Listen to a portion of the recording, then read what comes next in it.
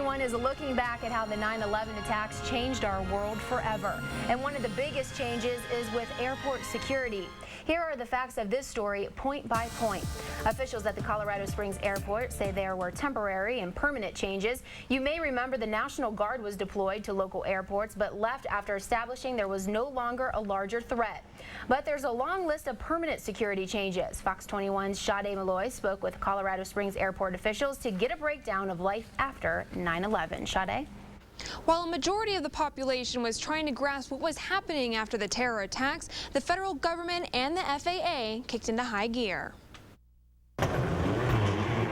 Keeping passengers safe as they fly the friendly skies has always been a priority, but no one could have imagined that a group of terrorists would turn airplanes into weapons during the September 11th attacks. The Denver airport, and it was a week after, right when they started flying again, and it's such a busy airport, but I was almost the only one there.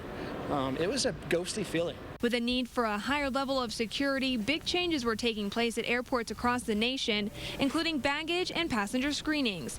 Airport officials say prior to 9/11, airlines were responsible for screening passengers, but that changed after the Transportation Security Administration was established. And over the past few years, TSA has had a long list of requirements, a list that's constantly evolving. Taking the shoes off was an adjustment that was made well after September 11th, after there was an attempt to put a shoe bomb onto an aircraft. A lot of our stringent guidelines have to do with attacks and attempts to injure passengers. The original restrictions on nail files was in response to box cutters playing a big role in the 9/11 attacks. And you can thank the underwear bomber for the recent pat-downs TSA has started. That I miss, because it's fun to get off a plane and have somebody waiting there for you.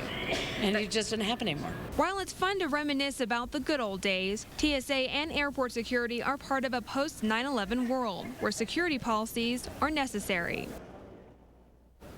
And those security procedures are continuing to grow and change. Airport officials say TSA is working on making full body scans less invasive as far as the images they create. Rachel?